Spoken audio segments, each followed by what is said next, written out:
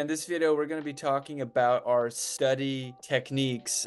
Dale and I have been longtime students in undergrad and med school and have had to perform in undergrad to get into medical school, and then especially in med school, the volume of information can be quite intensive. And so really high level, some of the main points that I think are super important to get across is just wanting to be as efficient and effective with your time as much as possible. Something that was super helpful for me, especially in undergrad, was not only blocking off a time for studying, say like 2 hours, on Monday from 2 to 4, I'm going to study, but being very explicit and saying like Monday from 2 to 4, I'm going to study biology.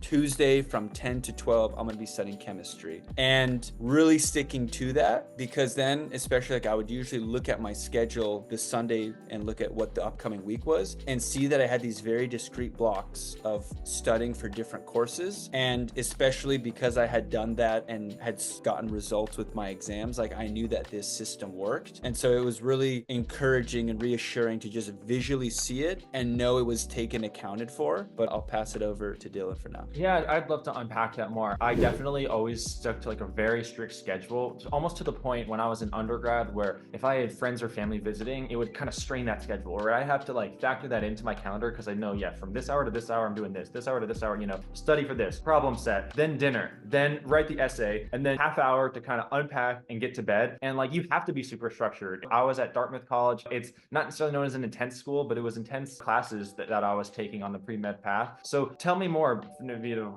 when you're in those study sessions, like what does it actually do? I've set aside the time. I'm there now in a distraction-free environment in the library or in my dorm room. What am I doing to study? Yes, great question. Because it's like, what do you do? You've got slides, maybe you've got a book. So I actually was a neuroscience major in undergrad and just was naturally really fascinated by learning and memory. And so it was really exciting to learn in my classes how that works, and then try to apply those principles to just make that time as effective as possible. So usually what I would do, especially let's say there were slides, is I would go through those slides and I would see what was on the screen, and then I would pause and I would step away and either walk around, or if it was quick, just like avert my attention and think like, what did I just learn? Yeah, just turn.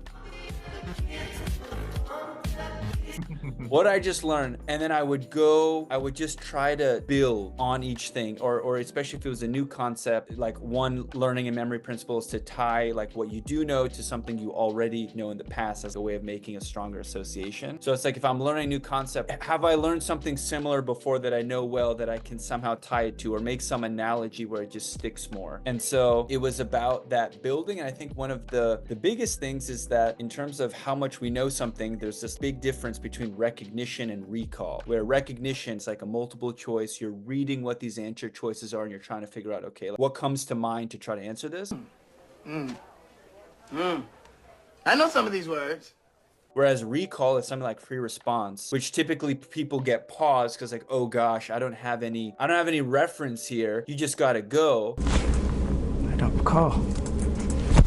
And recall is much more difficult and demanding than recognition. But if you know recall, then like you know it well. And so I usually would use recall as like a litmus test for whether I actually really knew something. And so after I would finish my study period, like I would just like walk around and just out loud try to just recall, like, what did I learn? Like, what do I feel like I know well? And if I couldn't describe something, that was informative to me, to be like, you do not know this. Like, you need to go back either on your own or reach out to someone to figure this out and like plug that hole. And so certainly like people talk about studying in groups as a way of having this teaching back and forth, which is fantastic. At times the social component can also be very fun, but you just might not be as efficient. And so while that was great in certain instances, I just took it to then do that, but with myself, and just talk out loud and listen. And that was incredibly effective. Totally. I think that general idea that you should be able to teach something to someone else as a way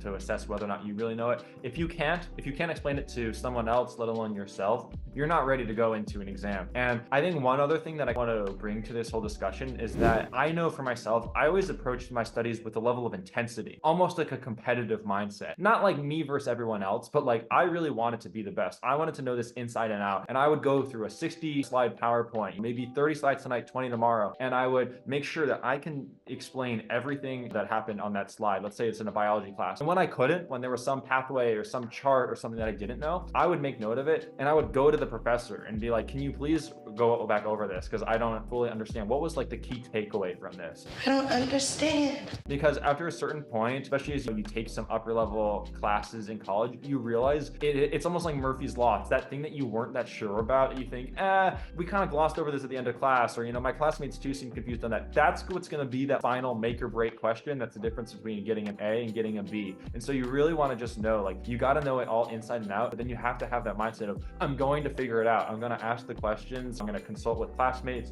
go to office hours or things like that. Take advantage of all the resources you have and really make the most of that time that you're studying, so you don't get too caught up in Googling things or figuring things you can't. Go stick to your schedule, but then make time to fill in the gaps outside of those dedicated study hours. Absolutely. That intensity, that's another thing. Learning MEM principle is attention. You need to give attention. And especially in the day and age of our phones and things, that was something that I took very seriously, where phone was on do not disturb. Yep. And it was set aside for that block of time, because as you're like learning these principles, even just to dart your attention and see some text message, social media message is enough to just break your flow and connections that you're forming with this content. That is honestly just a disservice to you for that time. And it was really frustrating and upsetting for me to see some of my friends who would study, say, like 4 hours, put in this time, but in that 4 hours, maybe not be as intense or be on their phone from time to time. I was like, I'd rather just be very intense, take a lot of energy for that hour and a half, but then like enjoy 30 minutes or an hour completely socializing or doing something else. That's where I think you were saying, like, having that structure keeps you really on task and ultimately keeps things accounted for, just because like we do want to do well in exams. That does have a component of angst and stress. And so when you can see a schedule that everything's accounted for, it definitely reduces that level of worry. Yeah, be strict. That discipline is going to start with you. There are studies about this. Don't quote me on the numbers, but something like taking a 15-second break to respond to the text can take you 5 to 10 minutes to get back into the mental state you were in before you took that break, before you had that distraction. And so don't allow those interruptions. It's just going to massively decrease the quality of that study half hour or study hour or whatever that period may be. Be intentional about it, stick to it, avoid distractions. And I think those are really the basics that could apply to a wide range of different exams and classes that you're studying for. Exactly. Yeah. Important note is that this is broadly applicable to whatever sort of content one is learning. On that note, thanks for listening. Hope it was of value. And there's a few more specific models that Dylan and I can get to in a future episode. Yes. Looking forward to it. All right.